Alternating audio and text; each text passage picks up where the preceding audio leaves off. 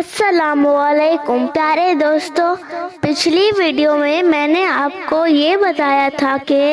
حضرت صالح علیہ السلام نے کیوں دعا کی اور کیسے پہاڑ سے اونٹنی نکل آئی، اور آج میں آپ کو یہ بتاؤں گی کہ آگے اس اونٹنی کے ساتھ کیا ہوا۔ پیارے دوستو، اس کے بعد یہ اونٹنی اپنے بچے کے ساتھ میدانوں میں چرنے لگی اور حضرت صالح علیہ السلام نے قوم کو اس کے بارے میں ہدایات دی کہ اسے اس کے حال پر چھوڑ دو تاکہ اللہ کی زمین میں یہ جہاں چاہے چرتی پھرے، اسے برائی کی نیت سے ہاتھ نہ لگانا، نہ مارنا، نہ ہنکالنا اور نہ قتل کرنا۔ ایک دن صرف اونٹنی کنویں پہ پانی پینے آئے گی اور ایک دن تم، کیونکہ اونٹنی ایک قبیلے کے برابر پانی پیتی تھی اور اس دن اس کا دودھ دوہا جاتا تھا اور وہ اتنا ہوتا کہ تمام قبیلے کو کافی ہو جاتا۔ قوم سمود حضرت صالح علیہ السلام کے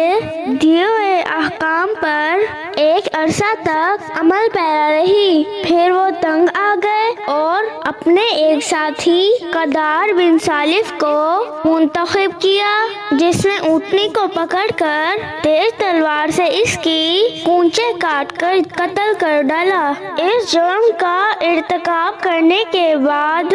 حضرت صالح علیہ السلام کے پاس آ کر کہنے لگے، اگر تم رسول ہو تو وہ عذاب لے آؤ جس سے تم ہمیں ڈراتے رہتے ہو۔ حضرت صالح علیہ السلام نے ان سے فرمایا، اپنے گھروں میں 3 دن تک دنیا کا جو عیش کرنا ہے وہ کر لو، ہفتے کے دن تم پر عذاب آ جائے گا، اور اس کی علامت یہ ہے کہ پہلے دن تمہارے چہرے زرد، دوسرے دن سرخ اور تیسرے دن سیاہ ہو جائیں گے، پھر اگلے دن عذاب نازل ہوگا۔ شہر ہجر میں اونچے گھرانوں کے 9 افراد جن کے سردار کا نام قدار بن سالف تھا اور یہ وہی شخص تھا جس نے اونٹنی کو قتل کیا تھا، انہوں نے حضرت صالح علیہ السلام اور آپ کے اہل و عیال کو شہید کرنے کا پروگرام بنایا اور رات کو حضرت صالح علیہ السلام کے گھر کی طرف روانہ ہوئے۔ اللہ تعالیٰ نے حضرت صالح علیہ السلام کی حفاظت کے لیے فرشتے بھیج دیے۔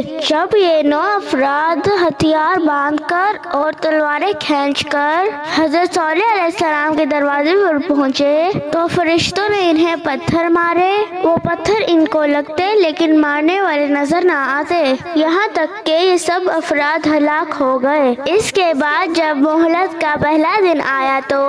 حضرت صالح علیہ السلام کے فرمان کے مطابق ان کے چہرے زرد ہو گئے، دوسرے دن سرخ اور تیسرے دن سیاہ ہو گئے۔ چوتھے دن یہ لوگ خوشبو لگا کر تیار ہو کر بیٹھ گئے اور انتظار کرنے لگے کہ کون سا عذاب آتا ہے۔ صبح ہوتے ہی ایک ہولناک چیخ اور کڑک کی آواز سنائی دی اور زمین میں زلزلہ آ گیا اور وہ لوگ تباہ و برباد ہو کر ایسے ہو گئے جیسے جانوروں کے پاؤں کے نیچے سے کثرت سے روندے جانے والی گھاس ریزہ ریزہ ہو جاتی ہے۔ قویوں توانا ہونے کے باوجود وہ لوگ نہ کہیں بھاگ سکے اور نہ مقابلے میں کھڑے ہو سکے۔ عذاب سامنے سے آنے پر قوم سمود اپنے افعال پر شرمسار تو ہوئی، لیکن یہ بے وقت کی شرمندگی تھی جو عذاب دیکھنے کے بعد نمودار ہوئی اور اس وقت کی ندامت قبول نہیں ہوتی۔ عذاب اترنے سے پہلے حضرت صالح علیہ السلام اہل ایمان کے ساتھ